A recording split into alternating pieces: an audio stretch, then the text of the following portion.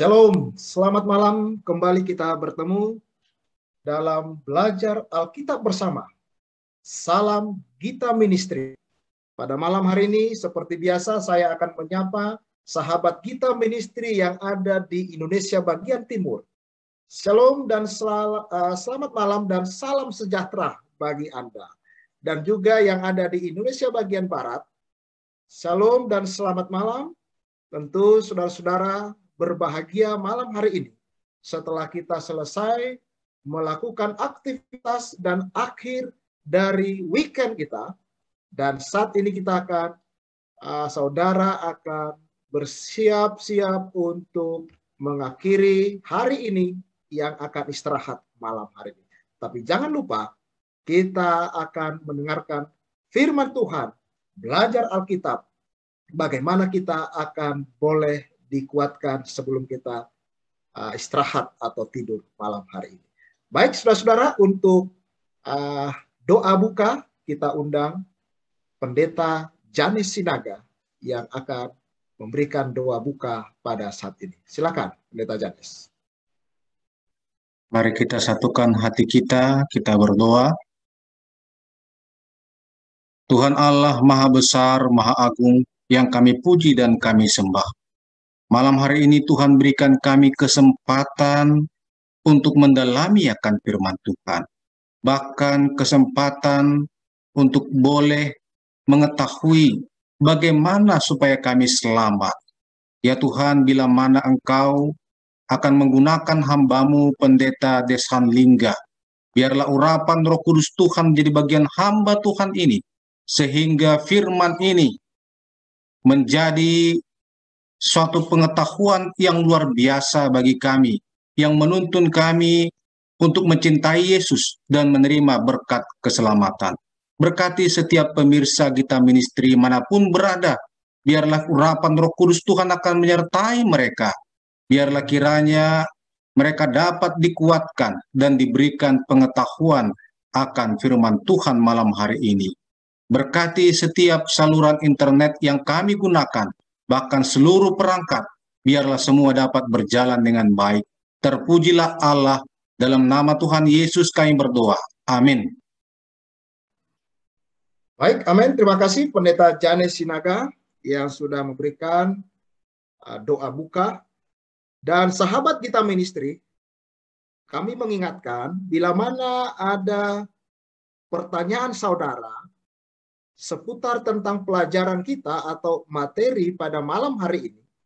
Karena materi pembahasan kita malam ini adalah sangat menarik. Apakah benar ada istilah sekali selamat tetap selamat? Oleh karena banyak di luar sana, bahkan banyak beberapa yang pemahaman kalau sekiranya saya sudah mendapat keselamatan, maka saya otomatis selamat. Nah, narasumber kita malam ini, Pendeta Desan Lingga Emin, salah satu pendeta atau gembala jemaat Gereja Masehi Advent ke-7 yang ada di Jakarta atau DKI Jakarta. Jadi jangan kemana-mana dan saudara dapat melayangkan pertanyaan di kolom komentar kita atau di call center kami bila mana saudara punya pertanyaan seputar tentang keselamatan. Karena kita malam hari ini belajar Alkitab bersama. Dan pastikan saudara memiliki Alkitab berada di dekat saudara. Karena kita belajar Alkitab malam hari ini. Nah, untuk itu kita akan mendengarkan lagu pujian berikut ini.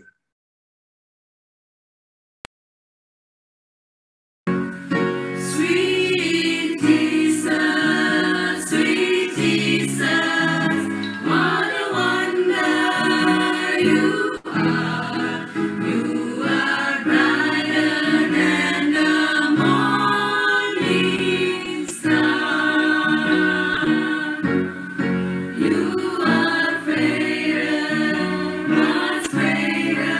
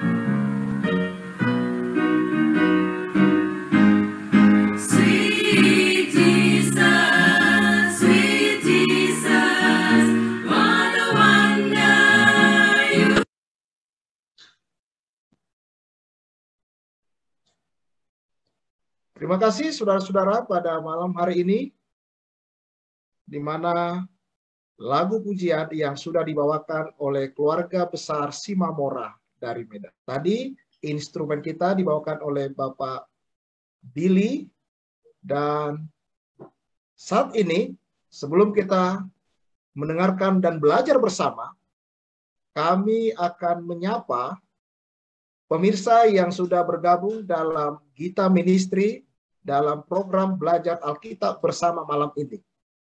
Kami melihat ada Ibu Pintauli Simamora, selamat malam, dan ada juga Ibu Romauli Manurung.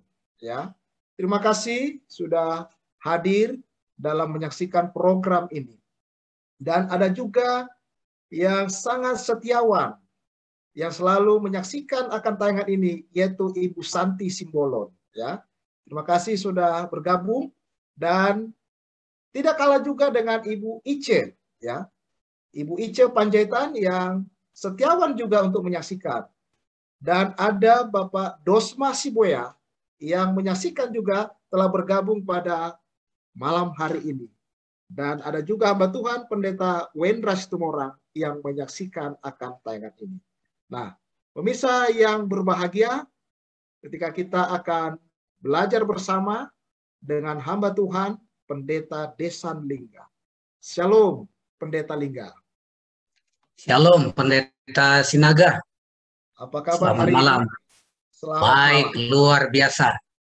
Wah, ini Puji dari Tuhan. suaranya sudah jelas bahwa pemaparan materi pelajaran malam ini sudah dipersiapkan dengan baik. Begitu kira-kira Pendeta ya?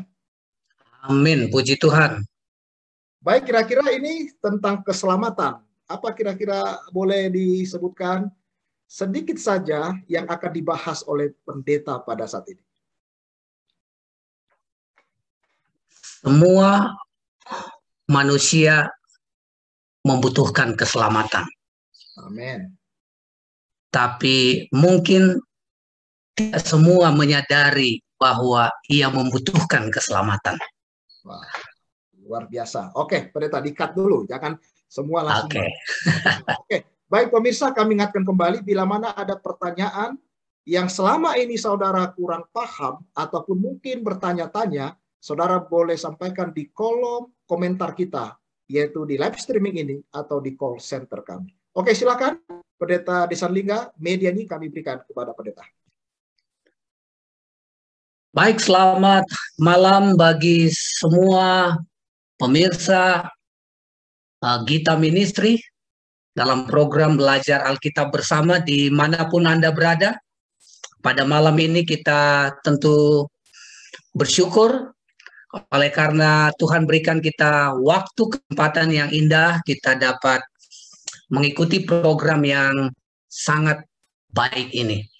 Dan saya percaya dan saya mau pastikan bagi kita semua bahwa bila mana kita hadir di dalam acara pada malam ini itu bukan suatu kebetulan. Tetapi itu adalah rancangan Tuhan bagi kita karena rancangan Tuhan adalah rancangan damai sejahtera. Jadi saya percaya bahwa dengan kita mengikuti program ini, mengikuti acara pada malam ini, maka kita akan mendapatkan damai sejahtera dari Tuhan kita Yesus Kristus dan kita mendapatkan kebahagiaan di dalam hidup kita. Amin, saudara-saudara dimanapun kita berada. Baik, pada malam ini kita akan masuk ke topik pembahasan atau pelajaran kita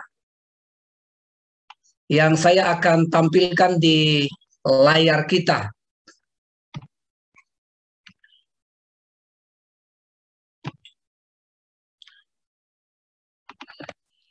Adapun yang menjadi topik pelajaran kita pada malam ini, benarkah sekali selamat tetap selamat? Ini pelajaran yang sangat perlu dan saya pikir ini menjadi sebuah pertanyaan yang banyak orang mungkin menanyakan ini. Mengapa? Karena memang kita semua tertarik dengan keselamatan. Kita membutuhkan keselamatan. Walaupun mungkin ada orang yang tidak menyadari bahwa ia perlu selamat. Tetapi sebenarnya semua manusia memerlukan keselamatan. Nah, pada malam ini, pertanyaan ini tidak akan kita langsung jawab, karena untuk menjawab ini sebenarnya bisa singkat saja sebenarnya. Benarkah sekali selamat tetap selamat? Kalau kita menjawab benar atau tidak benar. Oke. Tapi sebelum kita tiba kepada jawaban kita, maka kita perlu belajar, kita perlu menelaah kira-kira apakah memang benar sekali selamat tetap selamat. Baik. Mengapa manusia memerlukan keselamatan? Mungkin itu yang perlu untuk kita tanyakan dulu ya. Mengapa manusia memerlukan keselamatan? Mengapa harus membutuhkan keselamatan? Ya. Di dalam kitab Roma 3, Roma pasal 3 ayat 23, dituliskan begini. Karena semua orang telah berbuat dosa dan telah kehilangan kemuliaan Allah. Nah, jadi kita semua berdosa, telah berbuat dosa. Bahkan waktu kita lahir, kita sudah lahir di dalam dosa. Kita lahir dari ibu atau orang tua yang juga sudah berdosa. Artinya kita lahir dari darah daging yang sudah berdosa. Kita lahir di dunia yang sudah berdosa. Ya. Dan waktu kita bertumbuh menjadi besar, menjadi dewasa, bahkan kita juga melakukan dosa. Jadi memang semua orang telah berbuat dosa. Tidak ada yang tidak berbuat dosa. Sehingga itulah yang membuat manusia itu kehilangan kemuliaan Allah. Ya. Lalu di dalam Roma 6 ayat 23 dituliskan, karena semua manusia itu telah berbuat dosa, maka upah dosa ialah maut. Upah dosa adalah maut. Jadi maut itu, mungkin orang berpikir maut itu adalah saat seseorang sakit lalu dia mati, itu maut.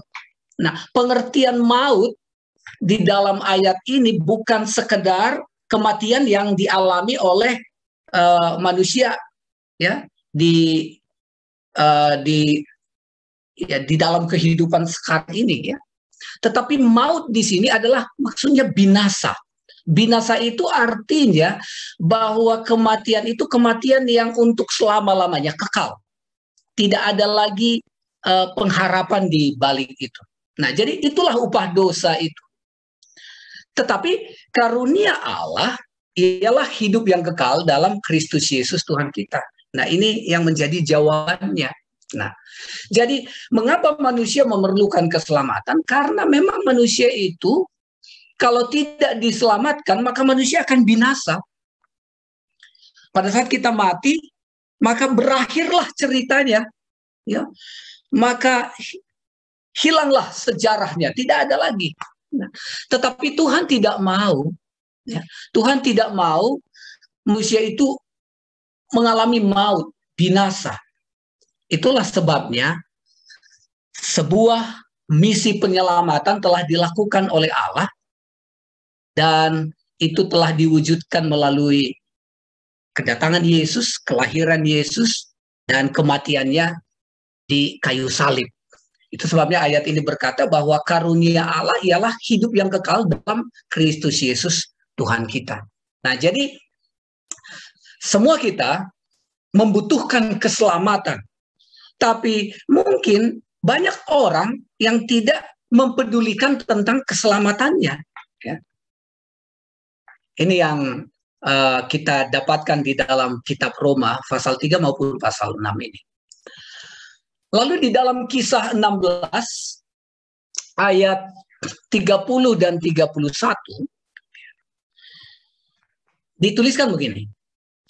ia mengantar mereka keluar. Siapa ini ia? Seorang kepala penjaga penjara, ya, di mana pada waktu malam hari terjadi gempa bumi sehingga pintu-pintu penjara itu terbuka. Lalu dia pada saat dia menyadari bahwa pintu-pintu penjara itu terbuka, lalu dia merasa bahwa semua tahanan di dalam penjara itu sudah melarikan diri. Tapi ternyata tahanan itu tidak ada yang melarikan diri, karena di dalam penjara itu ada seorang hamba Tuhan, Paulus, ya. Paulus yang mana dia dipenjarakan di sana karena dia mengabarkan Injil, ya. Paulus bersama dengan Silas. Lalu, ya, pada waktu Paulus berkata, melihat bahwa kepala penjaga penjara ini sudah mau bunuh diri, karena kalau tahanan ini melarikan diri, maka dialah yang akan bertanggung jawab, ya, dengan semua tahanan di dalam penjara itu. Daripada dia harus dibunuh, lebih bagus bunuh diri. Ya, mungkin kira-kira seperti itu. Pada saat dia mau bunuh diri, lalu Paulus katakan, jangan celakakan dirimu. Kami semua ada di sini. Ya. Membuat dia tersadar dan dia sangat bersyukur sehingga dia berpikir bahwa ini bukan manusia biasa ini. Sehingga dia datang, dia sujud menyembah Paulus. Lalu Paulus katakan, kami ini manusia biasa ini. Akhirnya dia berkata, Tuhan, apakah yang harus aku perbuat supaya aku selamat? Ya. Apa yang harus aku perbuat? Lalu Paulus menjawab, percayalah kepada Tuhan Yesus Kristus dan engkau akan selamat. Ya. Percayalah kepada Tuhan Yesus Kristus. Nah, jadi kita membutuhkan keselamatan. Lalu bagaimana kita dapat diselamatkan? Paulus katakan, percayalah kepada Yesus Kristus. Mengapa? Karena Yesus Kristus di dalam Yohanes 3 ayat 16, karena begitu besar kasih Allah akan dunia ini, sehingga ia telah mengaruniakan anaknya yang tunggal. Yesus itu disebut sebagai anak Allah yang tunggal. Ya. Dan Allah mengaruniakan dia ke dunia ini supaya apa? Supaya setiap orang yang percaya kepadanya tidak binasa, melainkan beroleh hidup yang kekal. Nah, di dalam ayat ini saya mau tekankan bahwa keselamatan itu adalah kerinduan Tuhan. Tuhan datang dari surga dan dia datang mengambil rupa sebagai manusia, menjelma, ya, menjadi manusia, karena dia tahu manusia itu harus diselamatkan. Karena kalau dibiarkan, manusia itu tidak akan selamat, manusia itu akan menuju kepada kebinasaan. Jadi harus ada intervensi dari Allah untuk menyelamatkan manusia. Itu sebabnya ia datang, ia mengutus anaknya yang tunggal, lalu Yesus Kristus harus mati di kayu salib untuk keselamatan manusia. Tetapi pertanyaannya sekarang dari ayat ini, apakah keselamatan itu adalah kerinduan Tuhan semata? Artinya, apakah keselamatan itu akan diperoleh oleh kita, masing-masing kita, hanya karena kerinduan Allah? Ayat ini berkata bahwa supaya setiap orang yang percaya kepadanya tidak binasa, melainkan beroleh hidup yang kekal. Artinya bahwa keselamatan itu harus mendapatkan sambutan dari setiap orang. Saya mau selamat, saya harus merespon apa yang Tuhan sudah berikan. Merespon kematian Yesus itu, penyelamatan yang telah dilakukan oleh Yesus itu. Ya. Jadi tanpa respon kita, maka menurut Yohanes 3 ayat 16, maka kita tidak akan memperoleh keselamatan. Jadi Tuhan tidak sedang melakukan satu misi lalu memaksa setiap orang supaya selamat. Lalu yang tidak. Tuhan dalam hal ini atau Allah melalui anaknya Yesus Kristus menawarkan. Nah, ini saya berikan keselamatan itu. Barang siapa supaya setiap orang ya yang percaya kepadanya tidak binasa. Jadi ini membutuhkan respons. Nah, ini sangat berhubungan erat dengan judul topik pelajaran kita malam ini. Benarkah sekali selamat tetap selamat? Nanti kita akan konekkan ya. Tetapi yang saya mau tekankan di ayat ini bahwa kerinduan Tuhan untuk menyelamatkan kita membutuhkan respon dari kita untuk menerima keselamatan itu. Oke. Mari kita lihat selanjutnya. Nah, sekarang sebagaimana pertanyaan kepala penjaga penjara tadi, apa yang harus aku lakukan supaya aku selamat? Lalu Paulus katakan, percayalah kepada Yesus Kristus. Sekarang pertanyaannya, apa yang harus kita percayai di dalam Yesus Kristus? Di dalam Kisah Para Rasul pasal 4 ayat 10-12 dituliskan begini. Maka ketahuilah oleh kamu sekalian dan oleh seluruh umat Israel bahwa dalam nama Yesus Kristus orang Nazaret yang telah kamu salibkan, tetapi yang telah dibangkitkan Allah dari antara orang mati, bahwa oleh karena Yesus itulah orang ini berdiri dengan sehat sekarang di depan kamu. Lalu ayat 11, Yesus adalah batu yang dibuang oleh tukang-tukang bangunan, yaitu kamu sendiri, namun ia telah menjadi batu penjuru. Lalu masuk ke ayat 12, dan keselamatan tidak ada di dalam siapapun juga selain di dalam Dia. Sebab di bawah kolong langit ini tidak ada nama lain yang diberikan kepada manusia yang olehnya kita dapat diselamatkan. Nah, sekarang kita kembali pertanyaan yang di atas ini. Apakah yang harus kita percayai di dalam Yesus Kristus? Yang harus kita percayai adalah bahwa keselamatan kita tidak ada jalan lain, hanya melalui Yesus Kristus saja. Itu yang harus kita percayai. Ya. Seringkali ya, kalau kita masih punya cara untuk melepaskan diri, maka kita akan bergantung kepada cara itu. Tetapi kalau kita hanya punya satu-satunya cara, maka kita tidak akan mau menyia-nyiakan itu, dan kita akan menerima itu, merangkul itu ya sekuat tenaga kita, karena keselamatan kita hanya dalam hal itu hanya lewat media itu. Nah, sekarang apa yang harus kita percayai? Yang harus kita percayai bahwa kita tidak akan selamat kalau bukan melalui Yesus Kristus. Itu yang harus kita percaya. Kalau kita belum percayai itu, maka itulah yang membuat kita tidak akan beriman. Ini kata percaya dan beriman ini, ya. Beriman. Iman itu bukan sekedar percaya ya. Iman itu sudah juga ada respon, ada tindakan. Ya. Pada saat kita percaya kepada Yesus, kita beriman kepadanya, kita tidak hanya percaya, kita akan memberikan diri kita kepadanya. Sehingga kita akan berkata, Yesus, hanya Engkaulah satu-satunya jalan keselamatanku, maka apapun yang Engkau perintahkan, apapun yang Engkau kehendaki, akan aku lakukan. Nah, ini yang harus kita percayai di dalam Yesus Kristus. Ya. Jadi, kalau kita masih merasa bahwa masih ada jalan lain untuk selamat, ya, maka kepercayaan kita kepada Yesus itu tidak sepenuhnya, ya, tidak sepenuhnya. Jadi Yesus mau agar kita menyadari, ya, kita menyadari bahwa memang hanya Dialah satu-satunya jalan keselamatan kita. Ya.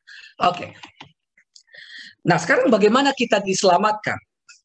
Di dalam Yesaya 53 ayat 5. Tetapi dia tertikam oleh karena pemberontakan kita.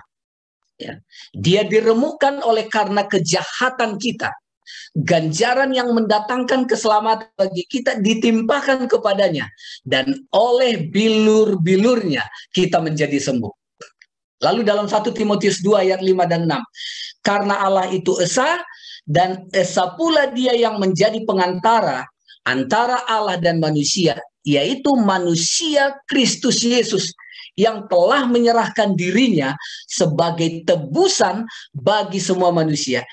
Itu kesaksian pada waktu yang ditentukan. Nah, jadi bagaimana kita diselamatkan adalah dengan pengorbanan Yesus. Harusnya kitalah yang harus mati di kayu salib itu.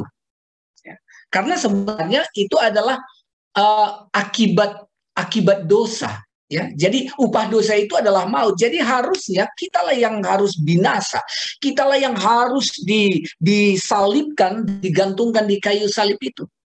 Tetapi Yesus telah menggantikan kita. Jadi bagaimana kita diselamatkan? Yesus menggantikan kita. Sekarang kalau Yesus menggantikan kita, sekarang apa yang Yesus minta dari kita? Yang Yesus minta dari kita adalah percaya, beriman, ya. Kita katakan, kita nyatakan di dalam hidup kita bahwa hanya Yesus satu-satunya jalan keselamatan kita, dan apapun yang Yesus mau, aku akan lakukan. Nah, itu yang paling mendasar yang harus kita miliki di dalam keselamatan. Bagaimana kita diselamatkan? Oke, lalu saya mau masuk ke buah dari percaya. Nah, jadi Alkitab mengatakan bahwa jangan lupa setan juga percaya, ya, percaya kepada Yesus, tapi dia tidak beriman. Dia percaya tetapi dia apa? Dia gemetaran karena mengapa? Dia tidak mau apa? Dia percaya, dia tahu bahwa Yesus itu adalah apa? Allah, tetapi dia tidak mau melakukan kehendak Allah. Nah, sekarang apa yang menjadi buah percaya atau apa yang dimaksud dengan beriman kepada Yesus? Yang pertama, ini ada tiga rangkap, ya, 3 rangkap keselamatan kita. Jadi pada waktu kita diselamatkan, maka 3 hal ini harus ada di dalam kehidupan kita. Yang pertama, hidup di dalam Kristus. Itulah yang sering kita dengar dengan ungkapan dibenarkan atau pembenaran, ya. Hidup dalam Kristus. Bagaimana itu hidup dalam Kristus? Mengaku dosa, ya. Mengaku keberdosaan kita dan bertobat. Di dalam Roma 5 ayat 1, sebab itu kita yang dibenarkan karena iman, kita hidup dalam damai sejahtera dengan Allah oleh karena Tuhan kita Yesus Kristus, ya. Kita dibenarkan, ya. Kita dibenarkan. Apa artinya dibenarkan? Kita ini sebenarnya orang berdosa, tidak layak untuk selamat. Tetapi melalui kematian Yesus, kita sudah dianggap benar. Jadi dibenarkan itu adalah seperti guru yang memeriksa hasil ujian, lalu dia baca, aduh tidak, oke lah, dibenarkan, ya. Sebenarnya kita ini berdosa, tetapi karena Yesus telah menggantikan kita, kematiannya itu telah membenarkan kita. Artinya dianggap kita ini tidak berdosa lah, ya. Lalu Kisah 3 ayat 19, karena itu sadarlah dan bertobatlah supaya dosamu dihapuskan. Jadi langkah pertama yang harus kita miliki dalam percaya atau beriman kepada Yesus adalah hidup di dalam Kristus. Apa itu? Sadar akan dosa-dosa kita, bertobat supaya dosa kita dihapuskan. Lalu Kisah 2 ayat 38 dituliskan, bertobatlah dan hendaklah kamu masing-masing memberi dirimu dibaptis dalam nama Yesus Kristus untuk pengampunan dosamu, maka kamu akan menerima karunia Roh Kudus. Nah, jadi langkah yang pertama yang harus kita miliki di dalam percaya, ya, sebagai buah dari percaya beriman kepada Yesus adalah hidup di dalam Kristus. Apa itu? Menyadari keberdosaan kita, lalu kita bertobat, ya, mengakuinya tentunya dan bertobat, ya, dan dosa kita akan dihapuskan. Langkah yang kedua yang harus kita miliki, ya. Yang kedua adalah hidup seperti Kristus. Inilah yang sering kita dengar dengan ungkapan penyucian. Seseorang yang sudah mengaku dirinya berdosa lalu dia bertobat, maka dia harus masuk ke dalam penyucian hidup, ya. Bagaimana itu? Di dalam 2 Korintus 7 ayat 1, saudara-saudaraku yang kekasih, karena kita sekarang memiliki janji-janji itu, marilah kita menyucikan diri kita dari semua pencemaran jasmani dan rohani. Dan dengan demikian menyempurnakan kekudusan kita dalam takut akan Allah. Jadi kita sudah dibenarkan, kita sudah dianggap benar, jangan lagi kita kembali ke dalam kehidupan yang tidak benar, ya. Itu sebabnya langkah yang kedua ini kita harus menjalani hidup suci, ya. Menyucikan diri dari semua pencemaran jasmani dan rohani. Jadi pada saat kita sudah dibenarkan oleh Yesus, maka kita tidak bisa berhenti di situ, tetapi kita harus menjadi orang yang siap untuk melakukan kehendak Yesus. Yesus, apapun yang engkau kehendaki, aku akan lakukan. Karena engkaulah satu-satunya jalan keselamatan bagiku. Itu sebabnya kita harus menjauhkan segala pencemaran jasmani. Entahkah itu pencemaran secara apa yang kita kenakan, apa yang kita makan. Tentu kita tidak bahas malam ini apa saja itu, tetapi banyak hal, ya, pencemaran jasmani, tapi itu harus kita tinggalkan, ya, dari diri kita karena kita masuk di dalam proses penyucian, ya. Masuk dalam proses penyucian. Lalu 2 Korintus 3:18, dan kita semua mencerminkan kemuliaan Tuhan dengan muka yang tidak berselubung, dan karena kemuliaan itu datangnya dari Tuhan yang adalah Roh, maka kita diubah menjadi serupa dengan gambarnya dalam kemuliaan yang semakin besar. Jadi hari demi hari kita harus masuk di dalam proses untuk berubah, untuk hidup seperti Kristus. Yang tadinya kita pemarah, kita harus masuk dalam proses untuk belajar untuk tidak menjadi pemarah lagi. Yang tadinya pendendam, kita harus masuk dalam proses kehidupan untuk tidak lagi pendendam dan lain sebagainya. Itulah yang dimaksudkan dengan hidup penyucian. Lalu langkah yang ketiga, hidup bersama Kristus, yang sering disebut dengan pemuliaan. Ini adalah di dalam Roma 5 ayat 2 dikatakan, oleh Dia kita juga beroleh jalan masuk oleh iman kepada kasih karunia ini. Di dalam kasih karunia ini kita berdiri dan kita bermegah dalam pengharapan akan menerima kemuliaan Allah. Jadi kita punya pengharapan pada waktu kita masih di dunia ini, tetapi kita harus hidup suci. Itu tadi yang langkah kedua. Walaupun kita hidup di dunia yang berdosa, tapi kita harus belajar untuk menjauhkan diri dari dosa, menjauhkan diri dari pencemaran dosa itu. Walaupun kita di dunia yang berdosa. Jadi kita tidak boleh katakan, aduh, ya memang dunia ini berdosa, jadi kita juga bagaimana? Oh tidak. Yesus mau agar kita menyingkirkan semua hal-hal yang akan mencemari diri kita. Tetapi jangan lupa, memang kita manusia yang lemah, itu sebabnya mari kita meminta kuat kuasa dari Tuhan. Dan Tuhan akan mengaruniakan kuat kuasa itu agar kita bisa menjauhkan diri dari pencemaran jasmani maupun rohani. Nah, lalu pada saat kita menjalani hidup suci ini, maka ini akan mempersiapkan kita untuk satu hidup yang mulia. Apa itu? Di dalam Roma 8 ayat 17.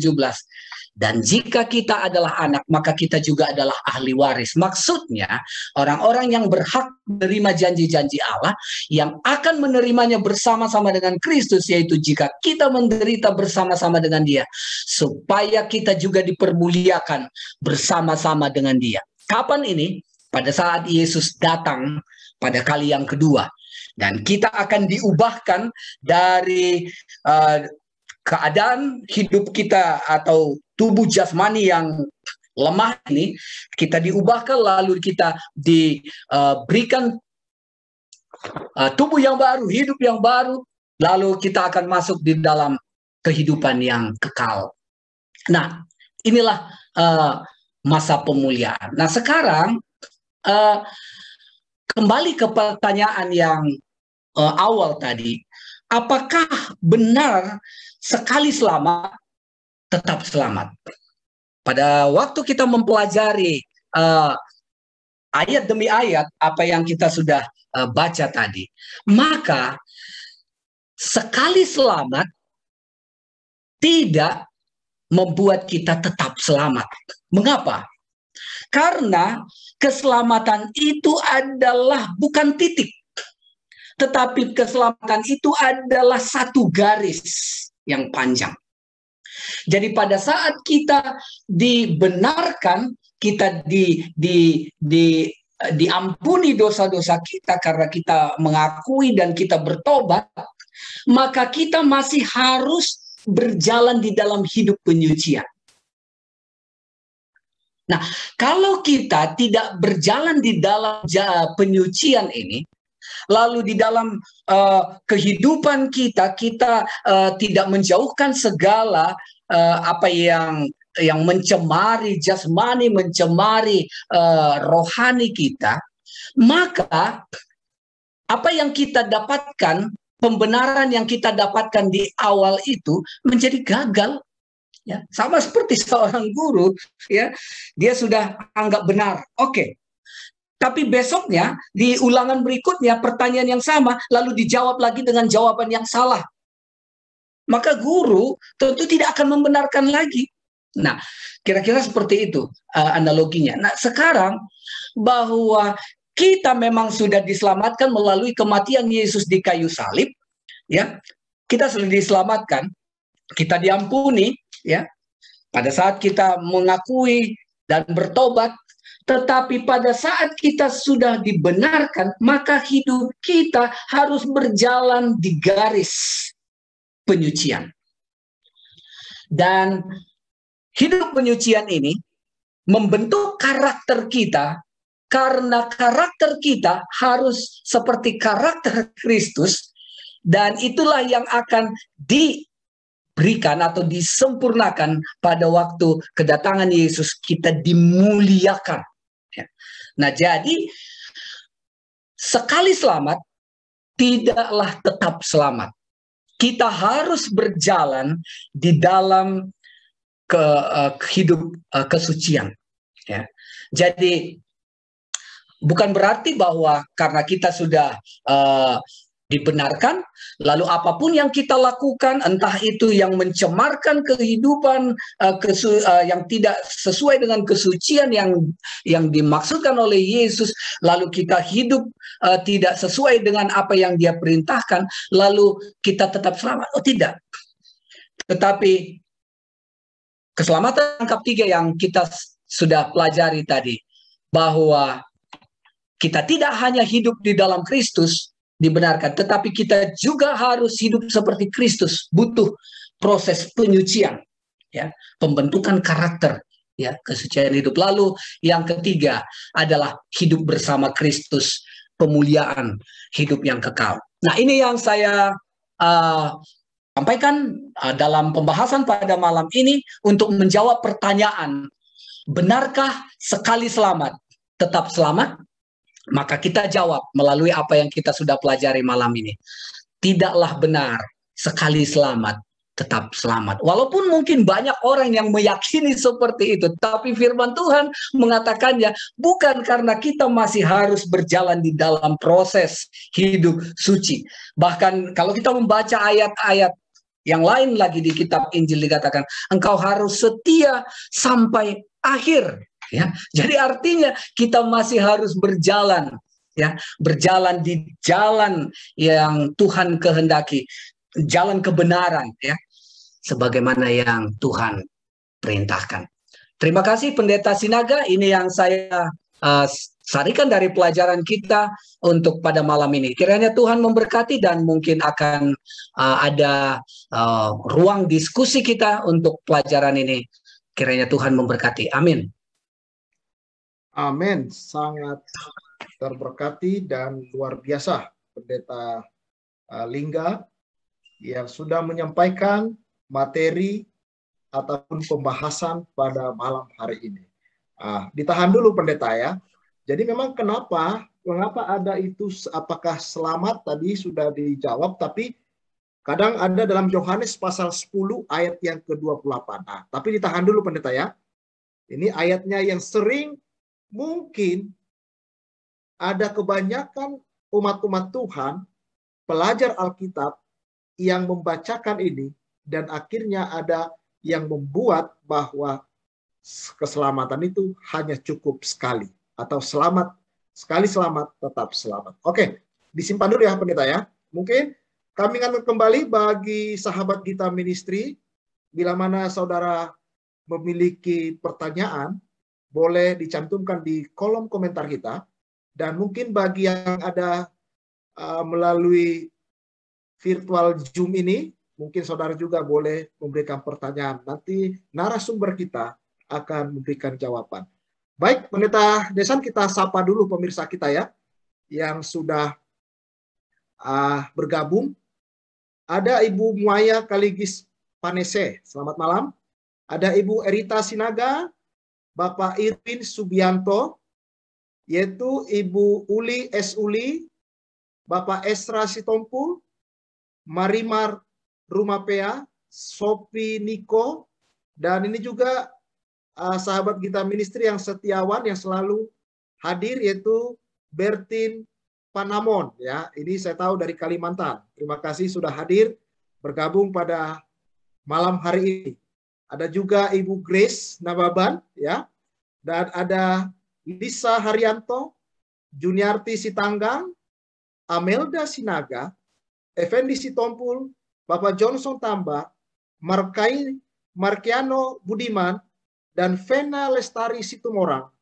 Dan ada Bapak Elvin Tobing, dan juga Aloysius Elias, dan Pak Lukman Simanjuntak, serta yang menamakan Pak Pacik Elbon. Ya, jadi ini sahabat Gita Ministry yang sudah bergabung pada saat ini, dan saudara boleh memberikan pertanyaan. Mungkin selama ini kita bingung membaca firman Tuhan soal keselamatan, ya. Karena jujur Pendeta Desan banyak juga kadang-kadang ada yang datang kepada seorang Bapak Gembala atau pendeta, mungkin pendeta saya sudah banyak melakukan dosa, saya sudah banyak terlibat dalam dunia gelap atau dunia hitam, apakah saya bisa masih diampuni atau diselamatkan? Nah, tapi dalam Yohanes pasal 10 ayat 28 tadi Pendeta, inilah mungkin yang membuat ada beberapa orang katakan bahwa selamat sekali selamat tetap selamat. Kenapa? Karena dikatakan aku memberikan hidup kekal kepada mereka dan mereka pasti tidak akan binasa sampai selama-lamanya dan seorang pun tidak akan merebut mereka dari tanganku. Tadi sudah terjawab ini Pendeta dalam ayat Yohanes pasal 10 ayat 28. Nah, ini ada pertanyaan dari pemirsa kita dari live streaming. Pendeta Desan Lingga. Ya, silakan Pendeta. Kita sudah diselamatkan dan ditebus oleh Tuhan Yesus melalui kematiannya. Dan kita bersama-sama bangkit bersamanya. Pertanyaan saya, baptisan air bisakah dilakukan 2 kali, Pak Pendeta? Ini Pendeta Lingga. Silakan. Ini dari pemirsa kita yang dari live streaming, yaitu dari Ibu Juniati Sitanggang. Silakan, Pendeta. Baik, terima kasih. Saya pikir ini pertanyaan yang menarik ya. Bisakah menerima baptisan 2 kali. Ya. Dan ini pertanyaan ini banyak ditanyakan, ya, banyak ditanyakan. Tetapi Alkitab juga telah memberikan jawaban sehubungan dengan pertanyaan yang seperti ini, ya, di mana pada waktu itu Paulus bertemu dengan orang-orang di Korintus, ya, bertemu dengan orang-orang di Korintus, di mana mereka telah mendengarkan pengajaran tentang Yesus dari Yohanes Pembaptis. Ketika mereka datang ke Yerusalem, mereka mendengarkan Yohanes Pembaptis mengajar, berkhotbah begitu berapi-api. Lalu mereka pulang, lalu mereka percaya dengan Yesus Kristus. Tapi pada waktu Paulus berbicara kepada mereka tentang Roh Kudus, ya, tentang Roh Kudus, lalu mereka katakan, apa itu Roh Kudus? Apa itu Roh Kudus? Loh, apa kamu tidak tahu tentang Roh Kudus? Mereka, kami tidak pernah dengar itu.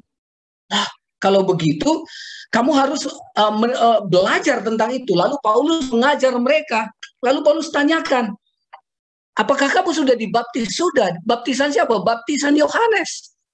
Nah, akhirnya Paulus membaptiskan mereka kembali. Nah, baptisan, mereka menerima baptisan yang kedua. Tetapi baptisan ini adalah bukan apa namanya, bukan kontrol apa, bukan yang bertentangan, ya. Ini adalah karena mereka menerima sebuah pemahaman, ya, pemahaman yang baru, yang lebih lengkap, ya, yang lebih lengkap dari apa yang mereka sudah dengarkan sebelumnya, sehingga mereka bersedia untuk dibaptiskan. Dan Paulus membaptiskan mereka. Pada saat mereka telah dibaptiskan, lalu mereka menerima kuasa Roh Kudus, ya. Nah, artinya begini, ya, Roh Kudus akan bekerja di dalam kehidupan kita pada saat kita memahami bagaimana Roh Kudus itu bekerja di dalam kita. Kita memahami dan meyakininya, mempercayainya. Nah, sehingga itulah sebabnya mereka mendengarkan apa yang diajarkan oleh Paulus, sehingga pemahaman mereka tentang firman Tuhan diperlengkapi, ya, disempurnakan, sehingga mereka dibaptiskan. Jadi kalau ditanyakan apakah bisa menerima baptisan 2 kali, maka dari peristiwa apa yang ada di Korintus ini, maka jawabannya adalah bisa. Ya, pada saat memang kita mendapatkan satu pemahaman yang lebih lengkap dari apa yang kita pahami, kita telah mengerti sebelumnya. Ya. Ini yang jawaban yang saya berikan, Pendeta Sinaga. Terima kasih. Baik, terima kasih. Tentu itu sudah menjawab, ya, Ibu Juniarti Sitanggang, bahwasannya walaupun memang benar ketika Ibu katakan bahwa baptisan tentunya diselamkan, ya. Diselamkan itu kita mati bersama-sama dengan Dia dan bangkit bersamanya. Tapi tadi sudah terjawab bahwa apakah baptisan air atau diselamkan tadi bisa dilakukan 2 kali. Jawabannya tadi sudah jelas. Pendeta atau narasumber kita katakan bisa, sesuai dengan Alkitab yang dijelaskan oleh pendeta tadi, yaitu tentang kisah Rasul Paulus yang bertanya kepada umat-umat Tuhan. Nah, baik. Untuk itu kami berikan kepada yang ada di Zoom ini. Silakan, apakah ada yang mau bertanya dari antara kita? Menunggu sahabat Gita Ministry yang live streaming, saudara juga masih punya kesempatan untuk memberikan pertanyaan di kolom live streaming. Terima kasih Ibu Juniarti Sitanggang yang sudah memberikan pertanyaan yang sangat luar biasa. Oke, ada ini yang masuk sebelum mungkin nanti ada Pendeta Janes dan juga Pak Elvin Tobing yang bersama dengan kita di ruangan Zoom ini. Apa yang dimaksud dalam Injil Yohanes pasal 10 ayat 1 dan 2, pendeta? Ya. Mungkin pendeta bisa, apakah yang dimaksud dengan di dalam ayat Injil Yohanes pasal 10 ayat 1 dan 2 atau dan juga ayat 1 sampai 9 ini maksudnya. Bisa pendeta Lingga? Yohanes pasal 10. Yohanes pasal 10 ayat 1 sampai 9. Ini pertanyaan dari sahabat kita dari live streaming, yaitu Ibu Santi Simbolon. Oke. Saya akan baca ayat ini karena kita perlu membaca supaya teman-teman kita yang lain juga bisa mendengarkan tentang ayat ini. Yohanes 10 ayat 1 sampai 9, saya baca dengan cepat. Aku berkata kepadamu, sesungguhnya siapa yang masuk ke dalam kandang domba dengan tidak melalui pintu tetapi dengan memanjat tembok, ia adalah seorang pencuri dan seorang perampok. Tetapi siapa yang masuk melalui pintu, ia adalah gembala domba. Untuk dia penjaga membuka pintu dan domba-domba mendengarkan suaranya. Dan ia memanggil domba-dombanya masing-masing menurut namanya dan menuntunnya keluar. Jikalau semua dombanya telah dibawanya keluar, ia berjalan di depan mereka dan domba-domba itu mengikuti dia karena mereka mengenal suaranya. Tetapi seorang asing pasti tidak mereka ikuti, malah mereka lari daripadanya karena suara orang-orang asing tidak mereka kenal. Itulah yang dikatakan Yesus dalam perumpamaan kepada mereka, tetapi mereka tidak mengerti apa maksudnya. Ia berkata demikian kepada mereka. Lalu ayat 7, maka kata Yesus sekali lagi, aku berkata kepadamu, sesungguhnya akulah pintu ke domba-domba itu. Semua orang yang datang sebelum aku adalah pencuri dan perampok, dan domba-domba itu tidak mendengarkan mereka. Lalu ayat 9, akulah pintu. Barang siapa masuk melalui aku, ia akan selamat dan ia akan masuk dan keluar dan menemukan padang rumput. Sampai ayat 10 saya baca, pencuri datang hanya untuk mencuri dan membunuh dan membinasakan. Aku datang supaya mereka mempunyai hidup dan mempunyainya dalam segala kelimpahan. Nah, apa yang dimaksudkan dalam perikop ini yang kita sudah baca tadi, ini adalah menjelaskan tentang Yesus. Yesuslah satu-satunya jalan keselamatan, tidak ada yang lain. Ya, Yesus satu-satunya. Lalu ada juga tadi ditekankan juga dalam ayat ini bahwa kalau kita mencari keselamatan, kita pasti akan menemukan keselamatan. Mengapa? Karena Yesus katakan domba-domba itu akan mendengar suaraku. Jadi kalau kita mencari keselamatan, sudah barang tentu kita akan mendengarkan suara Yesus. Mana itu suara Yesus? Firman Tuhan. Jadi ada banyak orang mungkin rindu untuk keselamatan, tetapi pada saat membaca firman Tuhan, dia tidak mau, tidak bersedia untuk melakukannya.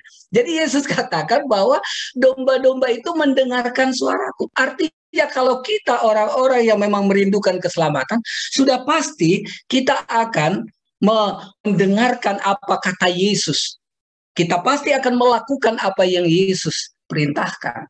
Nah, jadi itu sebabnya ada perumpamaan-perumpamaan yang lain juga yang Yesus berikan, bahwa ada orang katakan bahwa aku mengenal engkau, aku telah melakukan perbuatan-perbuatan ajaib, aku telah lakukan ini. Tapi Yesus katakan aku tidak mengenal kamu. Karena apa? Karena Yesus tidak mau hanya kata-kata saja, tapi Yesus mau bahwa kita memiliki satu sikap yang mau melakukan apa yang Ia kehendaki. Jadi penurutan itu sangat penting. Itu sebabnya kita banyak sekali menemukan di dalam khotbah Yesus, di dalam pengajaran Yesus, bahwa sangat perlu untuk melakukan firman Tuhan. Ini yang saya jelaskan dari ayat yang kita sudah baca tadi di dalam Yohanes pasal 10. Terima kasih Pendeta Sinaga. Baik, tentunya Ibu Santi sudah dapat jawaban, ya. Jadi apa yang sudah dijawab oleh Pendeta Lingga. Terima kasih Ibu Shanti Simbolon. Nah, ini tolong pencerahannya. Ini datang dari Amelda Sinaga. Mohon pencerahannya, Amang Pendeta, Pak Pendeta, ya. Cukupkah pengakuan dosa di dunia ini hanya mengaku kepada Tuhan dan berjanji tidak akan mengulanginya, atau pengakuan juga apakah harus dilakukan kepada dunia itu sendiri? Silakan, Pendeta Lingga. Baik, luar biasa ini pertanyaan yang sangat menarik ini tentunya, ya.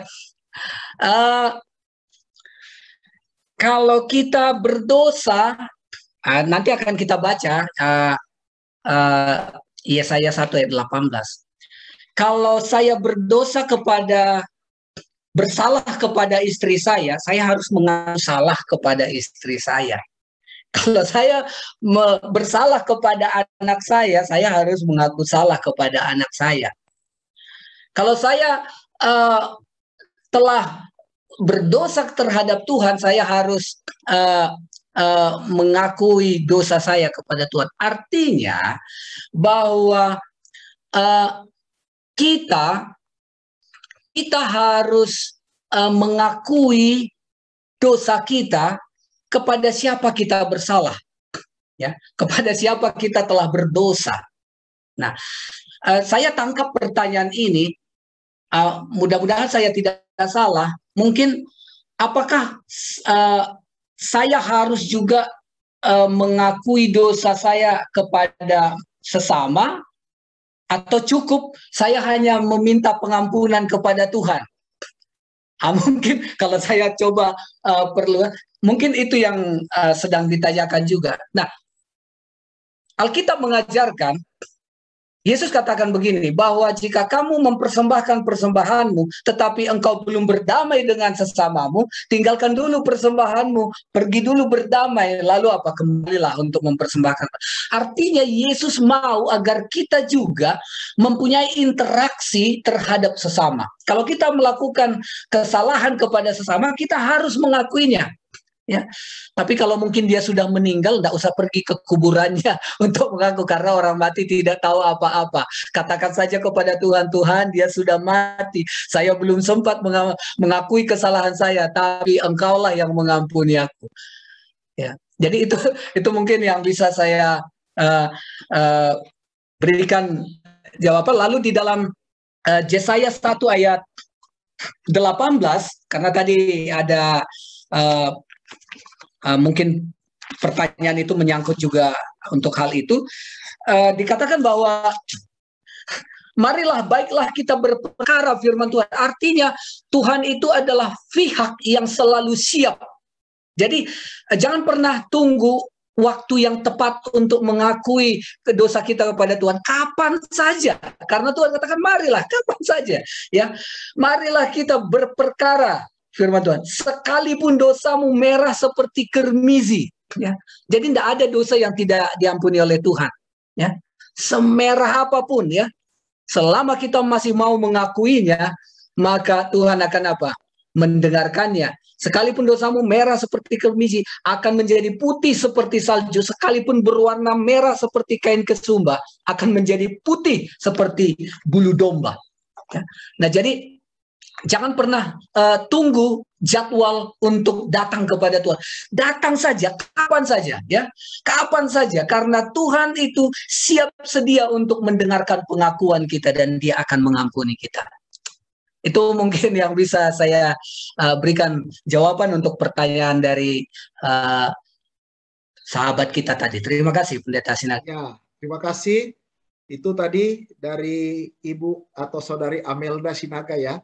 Memang benar apa yang sudah dijawab oleh Pendeta Desa Lingga, dan Amelda Sinaga katakan karena manusia susah memaafkan, sedangkan Tuhan Maha Pemurah. Apa yang akan kita lakukan, Amang Pendeta? Pendeta. Ini menarik ini Pendeta Sinaga. Jadi kita tidak punya urusan apakah seseorang mau mengampuni kita atau tidak. Itu urusan dia dengan Tuhan. Tetapi urusan kita dengan Tuhan adalah kalau kita bersalah, kita harus mengakuinya.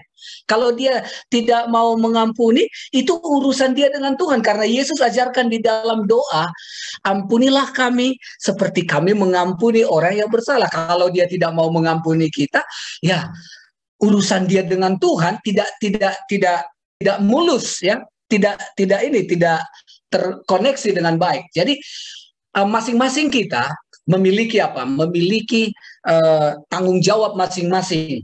Jadi kita tidak memerlukan, tidak harus bergantung kepada apakah dia mau mengampuni saya atau tidak. Ya, ini yang mungkin saya tambahkan, Pendeta Sinaga. Terima kasih. Haleluya, sangat luar biasa pembahasan kita pada malam hari ini. Tentu sahabat kita ministry, saudara mungkin banyak pertanyaan yang saudara sampaikan. Kami tetap masih menerima di kolom komentar ini. Dan mungkin ada juga pokok doa yang saudara mau sampaikan kepada pelayanan doa Gita Ministry yang akan tayang pada hari Kamis malam. Saudara juga boleh sampaikan pokok doa pada kolom komentar kita ini. Baik, saya rasa terima kasih Pendeta karena sudah menjawab dari pertanyaan dari Ibu Amelda Sinaga. Nah, jadi begini Pendeta, ada mungkin yang bertanya begini, contoh, apakah saya ketika saya menyatakan saya rindu ingin selamat, apakah itu bisa hasil usaha saya sendiri?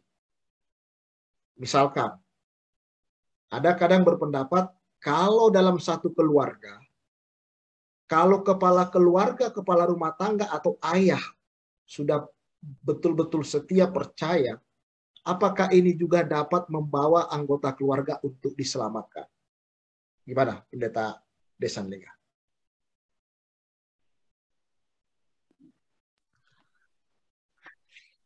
Pada zaman Israel, kalau kita membaca kitab Keluaran, kitab Imamat, pada waktu mereka datang ke bait suci untuk membawa persembahan pengampunan dosa, ya, maka seluruh anggota keluarga itu tentu dipimpin oleh kepala keluarga, lalu semua anggota keluarga itu turut serta, lalu mereka datang di bait suci, lalu mereka sujud, lalu mereka menumpangkan tangannya di atas persembahan mereka, kalau mungkin itu domba, lalu mereka menumpangkan tangannya di atas domba itu.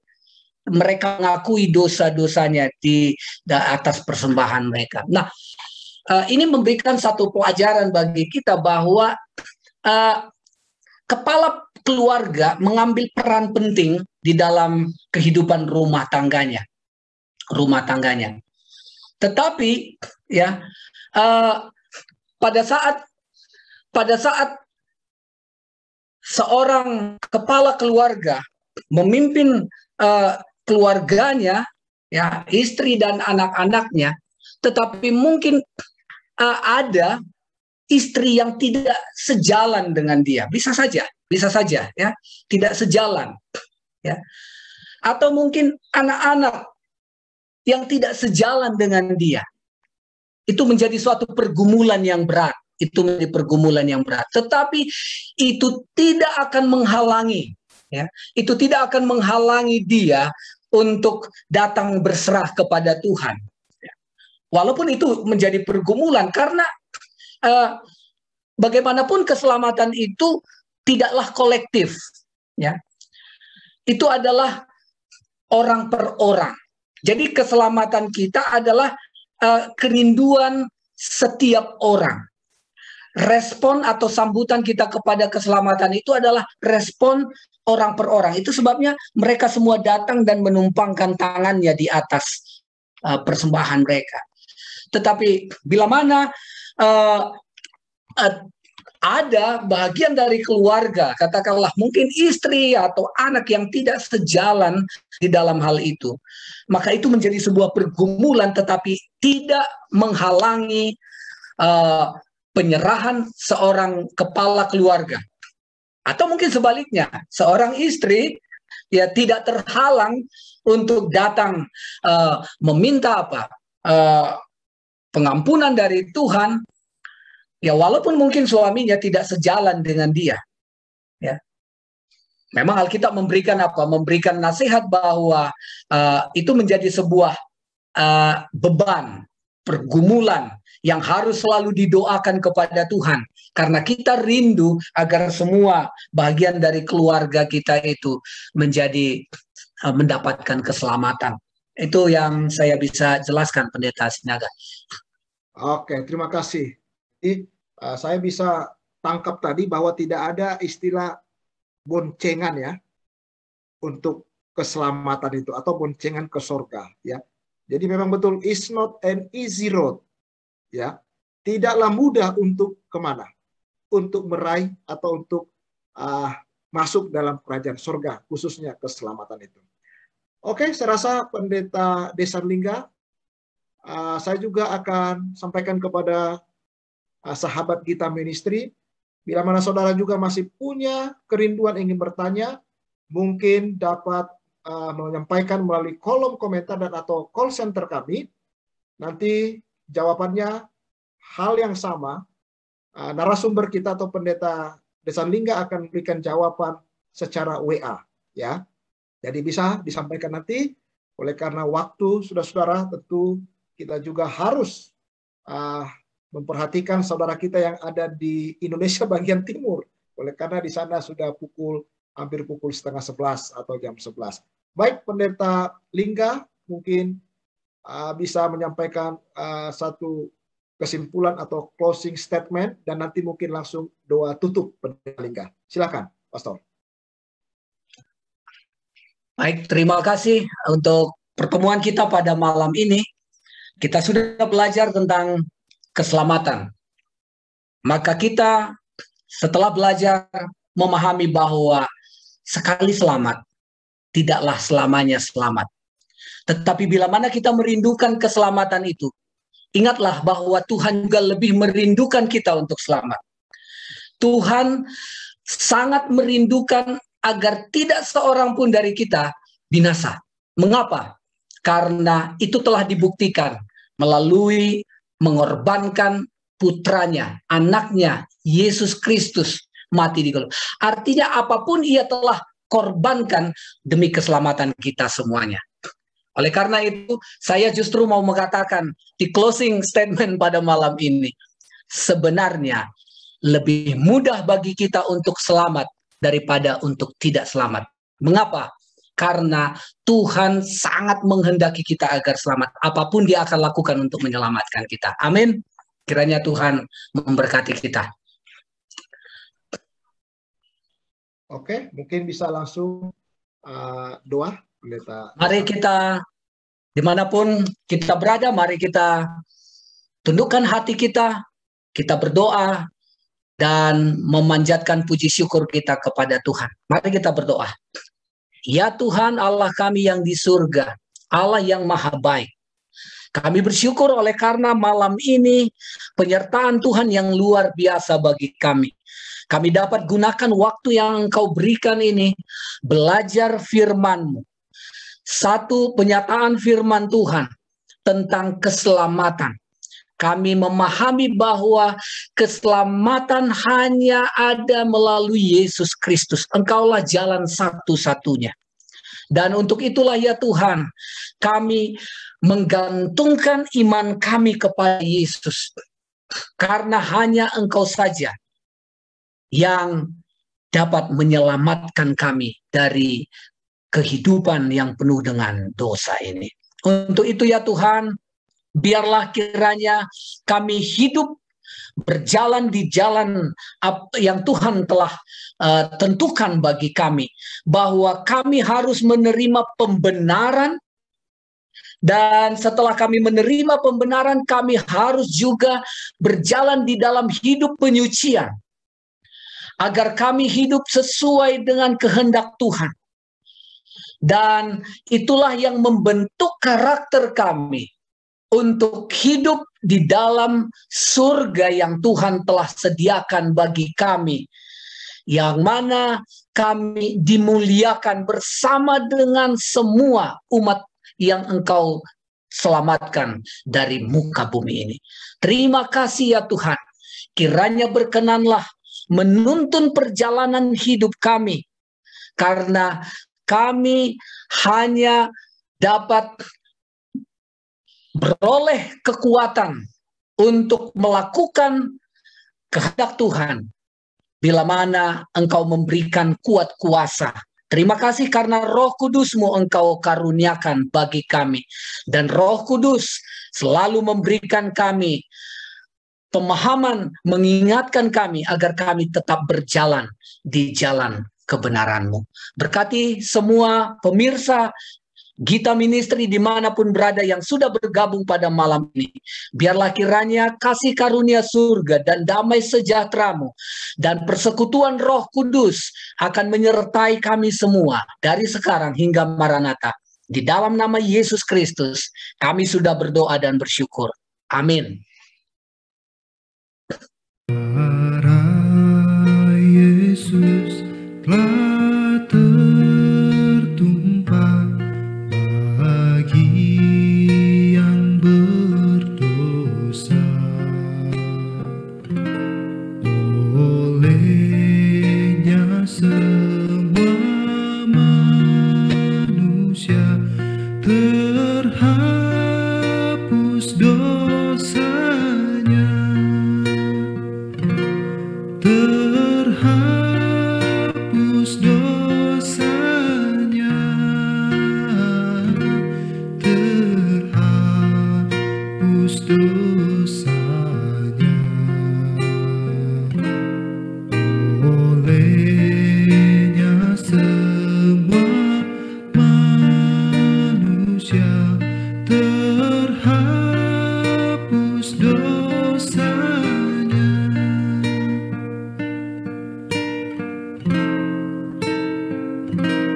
Ya dosa